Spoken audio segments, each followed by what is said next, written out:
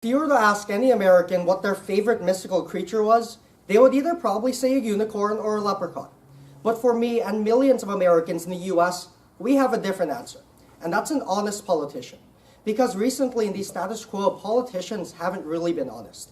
Their solutions for gun control and gun violence is more guns. They've been failing to protect minority groups and women by refusing to ratify UN amendments like CEDAW. And that's the Convention on the Elimination of All Forms of Discrimination Against Women. The only other country who didn't ratify it in 2018 was Sudan. And that's saying something. For a country that praises itself for being one of the most modern democracies in the world, and a country that praises itself for being the most established and the most protecting country in the world, we refuse to protect the very individuals who need our help. And now it's finally time to do something. In the recent decade, gun violence has become more of a problem than ever. In fact, Vox News, spelled VOX, not FOX, tells us that in 2018, gun violence in our status quo has become more deadly and more common. And yet politicians' only solutions is more guns. That's pretty ironic. That's like saying the solution for not having any more money is to not have any more money. It just doesn't work that way.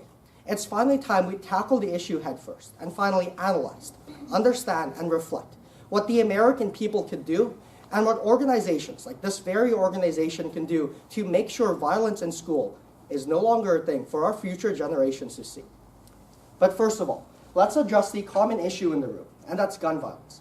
And the status quo, millions of students are now terrified and scared that gun violence is going to shake their schools. From the shootings in Parkland, Florida, that claimed the lives of over 13 individuals, that sparked a global movement. Citizens, students, and parents around the world spoke up and decided it's finally time to act. Because the time to act is today. In fact, Sun Tzu, one of China's most famous generals, said that the best victory is won without weapons. And the United States needs to understand that. That the best victory and the only way to defeat gun violence isn't with more guns. It isn't with bulletproof vests, and it isn't making students more scared that they have to hide in a classroom. It's addressing the solution and making sure that our students have a voice in Congress and that our students, our families, and our parents understand what's going on. Because look at it. It's March of 2019, and this is the first time we've ever had a gun hearing in our Congress in the past 15 years. Why is it that the American Congress, that's supposed to protect our students, that's supposed to educate our future generations, and that's supposed to make sure we're safe, hasn't held any hearings on gun control, hasn't passed any gun control, and has been ignoring the voice of millions? But the biggest problem that we have to understand when it comes to gun violence is that gun violence stems from the root of the issue, and that's mental health. In fact, just last year, Congress refused to fund the Mental Health Services Act for students. It was passed in the Senate in 2014. It was reviewed by the subcommittees in 2016. And went back to the House and Senate in 2018. It's been sitting there for a couple of months.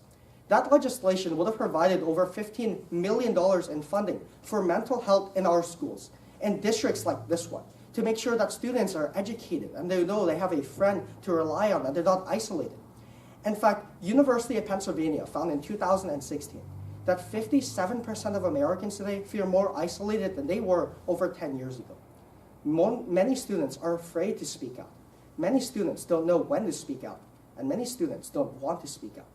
So let's pass policies to make sure that students can speak out, and that when we do speak out, we're going to be heard.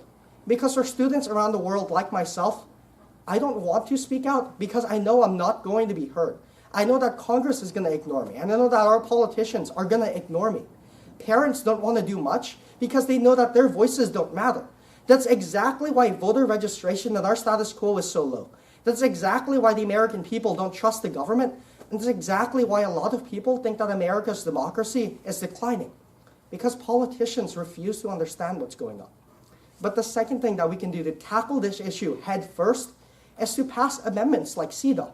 The United Nations proposed an amendment in 2016 called the Convention on the Elimination of All Forms of Discrimination Against Women. But our Congress refused to act. In 2018, the United Nations proposed a different amendment that would have banned guns like AR-15s in the United States and every other UN signatory nation. The United States refused to act up. In fact, the United States is the nation that banned Cuban cigars before we banned AR-15s. What's that saying about modern democracy? That we're able to ban cigars, jewel pods, modern technology, and prevent food from being brought in from Europe, but not protect our students against deadly AR-15s. Let's understand that our Congress has a responsibility to act. And let's understand we as citizens have our responsibility too. So when we're tackling this issue head first, let's understand that it's a systemic issue in the US, and it needs to be addressed by making sure that Congress knows that the American people want accountability. It can only be addressed when Congress knows that citizens and students like myself are going to be speaking up. But let's understand that the most important thing we can do to tackle any gun violence, to tackle systemic racism, to tackle any issues, is to force Congress to ratify amendments, to work together with multiple nations, and to work together as a nation. Because the more divided we are, the less we actually conquer. The more divided we are, the less we achieve. So let's take a step forward, and let's understand that it's finally time for us to act, and we need to act today. Thank you.